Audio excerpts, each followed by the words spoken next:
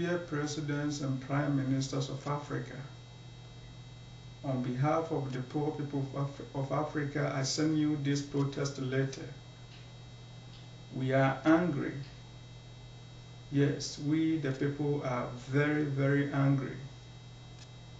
We have endured your ill-conceived, harsh and austere economic and social policies for quite too long. We have watched silently to see you and your cronies enjoy, while we, the masses, are suffering. We have no jobs, no incomes, no savings, and have no place to lay our heads, while you and your selected few live in mansions at the expense of the very poor people you are refusing to take care of. You have consistently ignored all our plea for help, even though you know our plight very well. Are you not appalled by the scale of poverty and the living condition of the people? Are you not appalled to see children selling on the street instead of being in the classroom? Are you not appalled to see children sleeping rough on the streets of our capital cities and scavenging for food, while you and your cronies frequent between five-star hotels? Don't you care about the dignity of the people you claim to be serving? For years, you have asked us to sacrifice, and even today we are still sacrificing. But anytime we look at you and your circle of friends, we see that you are different. We see you in a different suit, in a four-wheel drive, in a different hotel, and accompanied by ladies and bodyguards. How many more years should we continue to sacrifice and tighten our belts while you and your cronies enjoy from our sweat?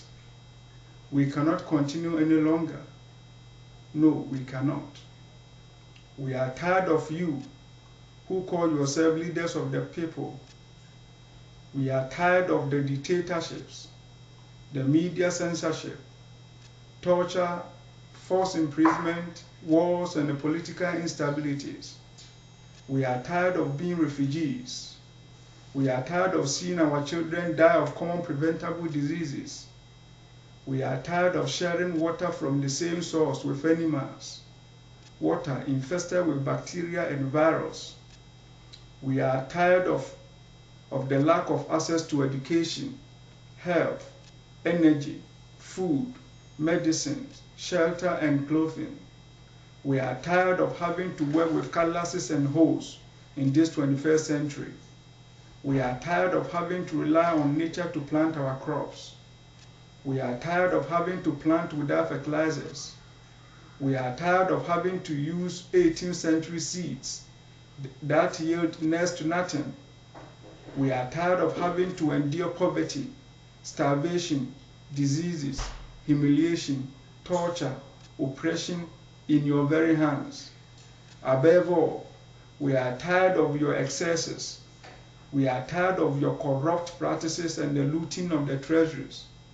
Your foreign bank accounts are swollen with hundreds of millions of dollars, pounds, and euros, while millions of people continue to live on $1 a day. We are tired of you using our money to procure arms for your own protection, while children go to school barefooted and an empty stomach, while hospitals are without essential medicines, while factories are folding down for lack of electricity, and while harvested crops remain in the bush for lack of good roads. We are tired of all your inactions, the wait and see, and the do-nothing approaches to problem solving.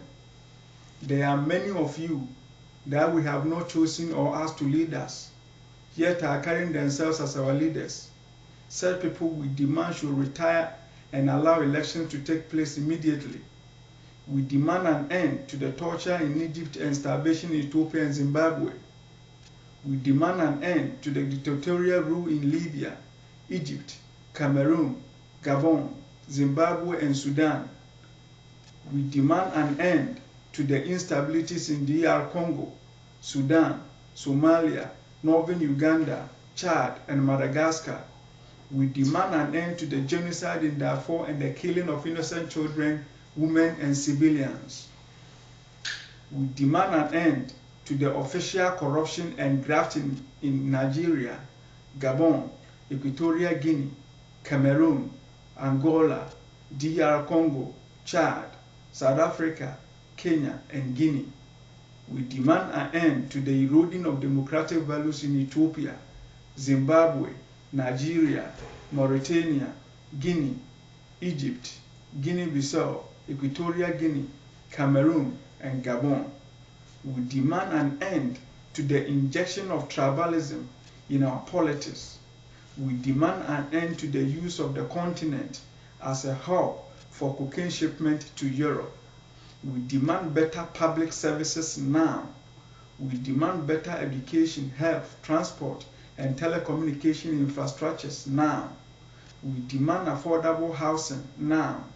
We demand irrigation facilities, tractors, equipment, and improved seeds for our farmers now. You have asked us to tighten our belts while you have loosened yours. This cannot go on anymore. We are starving to death while you are developing protruding bellies.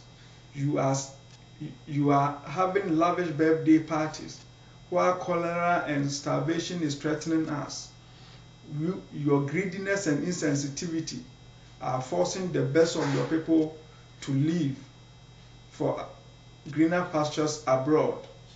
We demand a share in the revenue from the sale of oil, gas, gold, cocoa, timber, diamond, coffee, coltan, manganese, copper, bauxite, and tin ore. We demand a say in the way your governments are run, a say in the way you and your ministers are selected. We demand a say in the way you spend our money, and a say in the way contracts are awarded. It is not going to be business as usual anymore. We demand change now.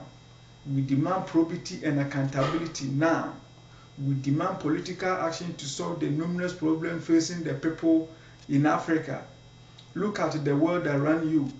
Don't you see or hear what is going on in Asia, Latin America, Europe, and North America? Can't you see that you and your people are being left behind? When you meet with your colleagues in Africa or sit in your offices, how many of the things you see or use are made here in Africa?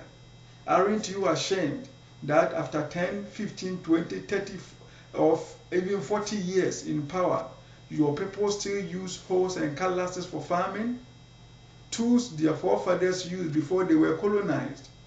Aren't you ashamed that after all these years of independence, your people cannot feed themselves, cannot read and write, rely on handouts from America and Europe, and the youth are hurried to leave the continent for you?